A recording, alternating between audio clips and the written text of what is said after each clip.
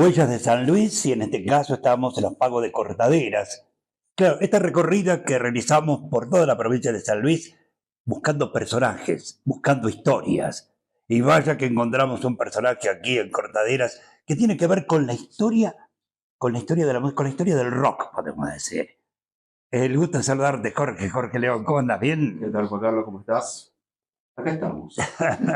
Qué lindo en los pagos de Cortaderas. Sí, sí, lindo, lindo lugar. Desde que llegamos acá, quisimos venir a vivir acá en Cortaderas y bueno, pudimos llegar a Cortaderas. Qué bueno, ¿cuántos años hace que estás en la región? Acá 4 años en San Luis, ¿Mm? pero acá en Cortaderas 2 años. Te hiciste la casa, bueno, Esa historia de todos, viste, que claro, claro. empezamos y ir salvando todos los inconvenientes y problemas y todo hasta que me pude ubicar acá y estoy muy contento de estar acá. Ujú. Es que escapar un poco de las grandes ciudades. Sí, totalmente. Es que por eso vinimos. Porque yo vivo en Buenos Aires, especialmente ahí en el sur de Buenos Aires, Ujú.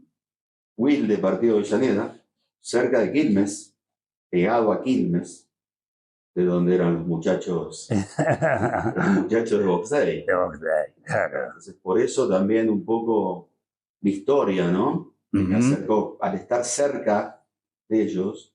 Tal vez si yo hubiera vivido, no sé, en Recoleta o en un lugar más lejos, no se hubiera producido esa conexión, ¿no es cierto? Claro. Pero bueno, Y bueno, ¿y cómo es la conexión con la provincia de San Luis? ¿El por qué de la provincia? me trajeron, ¿Ah, sí?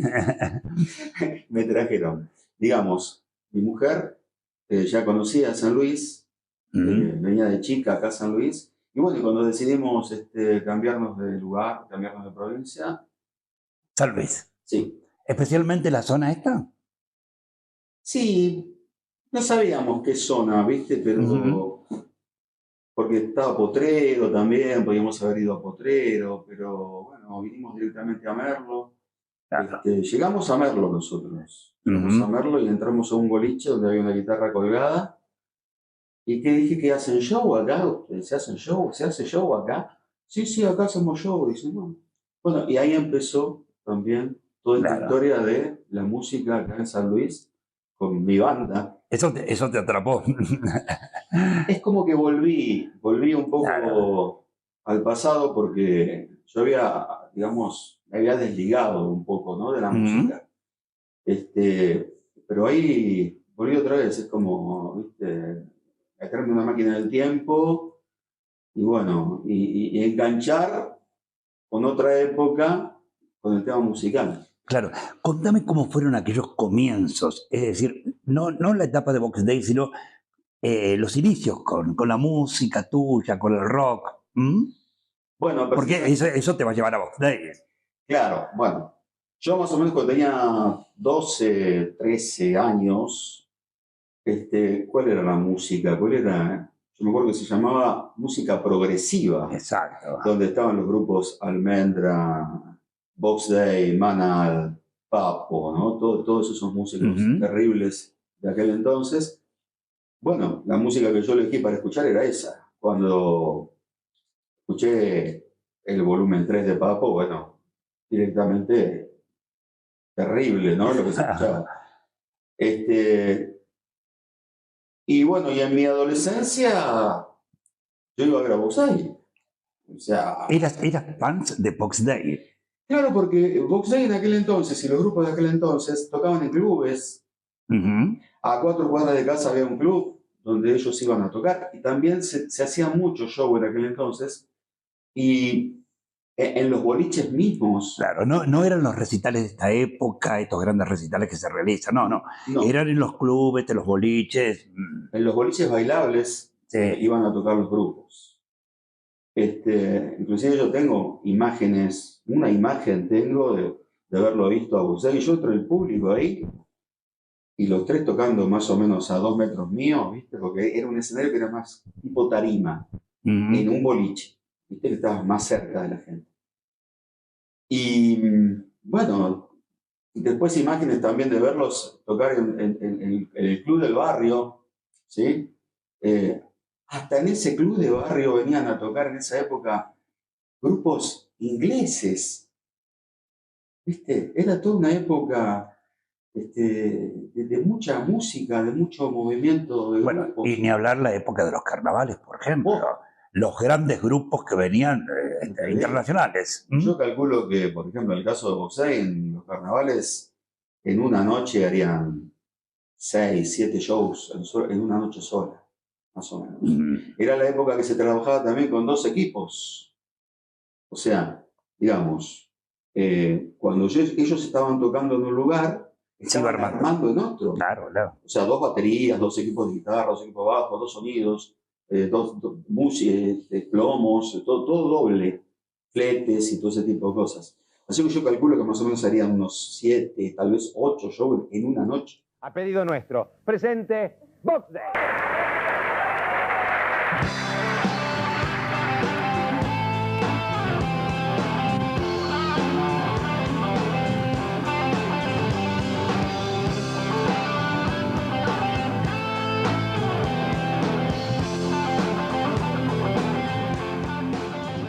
Me acuerdo que mi mamá me daba la plata para ir al colegio, ¿no? O sea, viste que te daban para el buffet del colegio. Sí, sí, sí. Para que vos te compres algo, un Para la pancho, cantina. un pancho, una cosa así. Todos los días. Yo no comía. Me guardaba esa plata para comprarme la guitarra. Terminé comprándome esta guitarra y con esta empecé. Con esta que está acá arriba. Qué bárbaro, qué bárbaro. Bueno, ¿y cómo elegiste el repertorio? Es decir, ¿qué es lo que te invitaba a cantar en esa época? En esa época, ¿te acordás que había los giradiscos? Sí, claro. Que tenían 16, 33, 45 y 78. 16 para los chiquitos, 33 para los más Las grandes. velocidades. Claro, las velocidades. Revoluciones por minuto. Cosa que yo estaba comentando, qué facilidad que tienen hoy los chicos, ¿no? Con el tema de YouTube. Pero en aquel entonces, nosotros poníamos la púa en el disco y escuchar, Claro. viste, a ver cómo sacar los temas de oído. Contaba David León en un reportaje que ellos ponían un disco de 33 revoluciones por minuto de RPM, Claro. lo ponían en 16. 16 más 16 es 32. O sea que prácticamente lo bajaban una octava. Exacto, iba mucho más lento. Iba más lento y podían Claro. sacar los temas. Bueno, yo también. Yo ponía el púa ahí. Era el Winco. Sí, prácticamente era un Winco, sí. Sí. Sí. Y bueno, y con eso todo, ¿no? Todos los temas de Boxey y todo de aquella época. Y empezar a sacar en la guitarra los acordes. Y ya eso ya me quedó, ¿viste?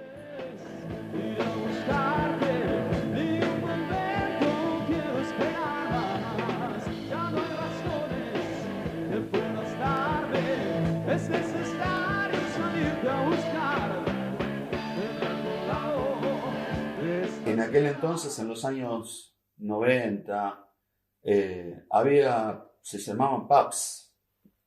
Había pubs, confiterías, boliches, que hacían Que hacían espectáculos. 3 shows por noche se hacían en aquel entonces, en el mismo lugar. Uh-huh. Y yo, bueno, andaba haciendo... Girando. Sí, shows por todos lados. Me acuerdo que hacía 4. Uh-huh. Yo hacía 4 shows por noche. Bueno, uno de los temas del repertorio que yo hacía era Presente, de Boxey. Claro, hermoso tema, ¿no? Con otros temas de Boxey. Claro, sí, sí. Bueno, en un boliche de Quilmes estoy haciendo mi show, y lo tengo grabado, que aparece Willy. Claro. Mientras yo estoy haciendo el show mío, aparece Willy, entra por la puerta así, Willy Quiroga, se sienta. El fundador de Box Day. Sí. Llega el momento que, bueno, empezó a tocar Presente, que era un tema del repertorio del show mío. Casi el himno, ¿no es cierto?, de Box Day. Estoy tocando Presente y siento que me pasan el brazo por acá y me apoyan la mano acá, ¿viste? Así. Y hago así, estaba Willy Quiroga al lado mío, arriba del escenario. Y cantamos Presente juntos. En ese momento, ¿qué pasaba? En el año 89, Soule se había ido a España. Eso fue en el año 89. Soule se había ido a España. Entonces, Willy estaba buscando un cantante que cante los temas en el registro de Soule. Uh-huh. ¿Vos lo hacías? Claro. Entonces me propone a mí si yo quería integrar la banda, o sea, con Rubén Basualto, Willy Quiroga, y en mi caso yo, que entraba reemplazando a Ricardo Soulé. Bueno, empezamos con los ensayos. En aquel entonces había otro guitarrista, éramos 4, Sergio Pesina, un excelente guitarrista, y se armó la formación. Empezamos a ensayar y ya en el 90, o sea, en diciembre del 89 yo entro. Y ya en enero del 90 ya teníamos... Sale Box Day. Porque yo me los conocía todos los temas. Claro. Me los conocía todos. ¿Viste? Entonces, todos los temas que se ensayaban, para mí... ¿Y hacían la Biblia en ese momento? Sí, hacíamos la Biblia. Sí, todo. Más los clásicos. Uh-huh. Todo. A mí me resultó fácil en aquel entonces. Por ya conocerlos, los temas, las letras, las partes, la estructura de los temas, los acordes en la guitarra. ¿Viste? Entonces, ya prácticamente en el año 90, en enero del 90, ya estábamos haciendo show con Box Day. Bárbaro.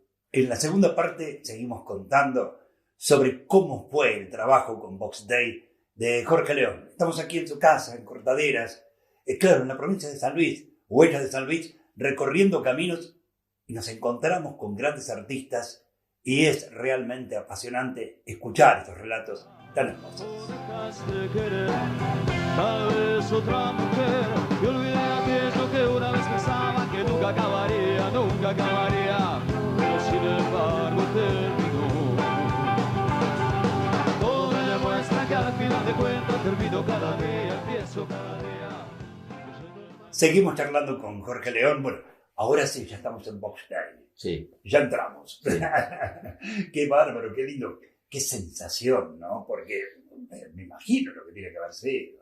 Ahí se produce la magia, digamos, ¿no? Porque el sentimiento mágico, porque de repente, vos fíjate, de ir a verlos, de siempre estar del lado de abajo del escenario y tener imágenes de sus actuaciones en distintos lugares, resulta que ahora estoy del lado de arriba. Claro, ¿es real eso que tenías otra mirada, otra perspectiva, desde el momento que vos estabas abajo, para poder después plantear? Es que jamás te lo imaginás. Claro. O sea, vos vas a ver a Box Day, estás abajo entre el público, no estás pensando que un día vas a estar ahí arriba, Claro. reemplazando, y nada menos que a Ricardo Soulé. Claro. O sea, viste, yo a Rubén no lo conocía. O sea, yo con Rubén no tuve, digamos, un trato. Recién a Rubén lo conocí en el primer ensayo que hicimos. A Willy sí lo conocía por el tema que te conté del boliche, que entró, pero también lo conocí en 2 oportunidades. A Willy, que golpeó la puerta de mi casa porque estaban buscando, o sea, porque Soulé es como que, no sé exactamente, pero era como que Soulé se iba a España, volvía, no sé. Entonces, en otras oportunidades también, una vez me golpearon la puerta y estaba Willy, abro la puerta, estaba Willy Quiroga, que estaban buscando un cantante, y yo le dije, no tengo guitarra. Había vendido la guitarra eléctrica y no tenía. Era como predestinado, venía como predestinada la cosa, ¿viste? Hasta que, bueno, se dio que en ese boliche me propuso integrar. Y del pub, de repente me encontré cantando en lugares gigantescos, o sea, teatros. Una vez me tocó, bueno, en la Rambla de Quilmes era impresionante la cantidad de gente que había, terrible. Era como un mar de cabezas, porque las cabezas se movían así y llegaban, la gente era terrible la cantidad de gente que había. O sea, vos imagínate de cantar en un lugar chiquito, de un salto, o sea, nada fue progresivo. Claro, terminé los escenarios donde ellos tocaban. Así que bueno. No, y después los canales de televisión, las entrevistas. Canales de televisión, lógicamente. Claro. ¿Llegaste a grabar también?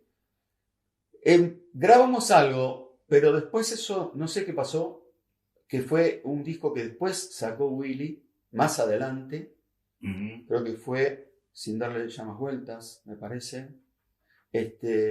Habíamos entrado a un estudio a grabar, no sé qué pasó después, y después ese proyecto lo terminó Willy con otros integrantes que vinieron después.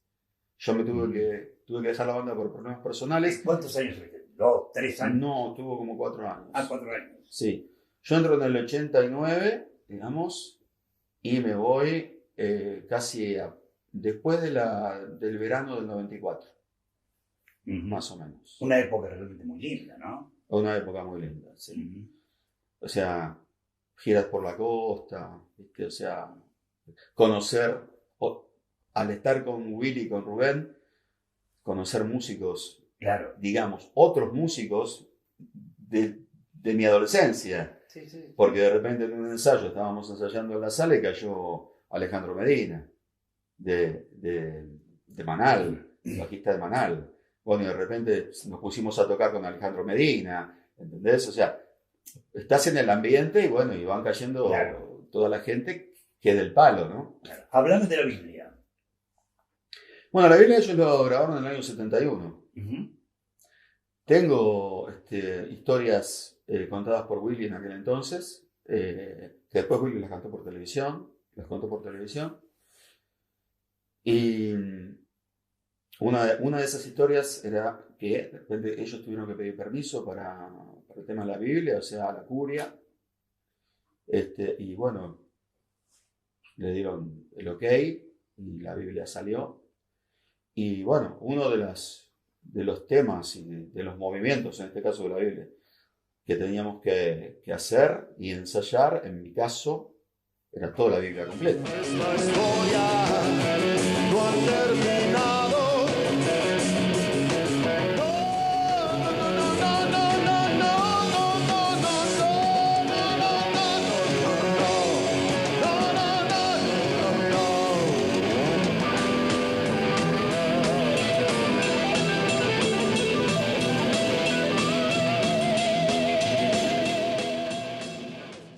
¿Cuáles son los temas que más te gustan? ¿Qué sé yo? La guerra, presente.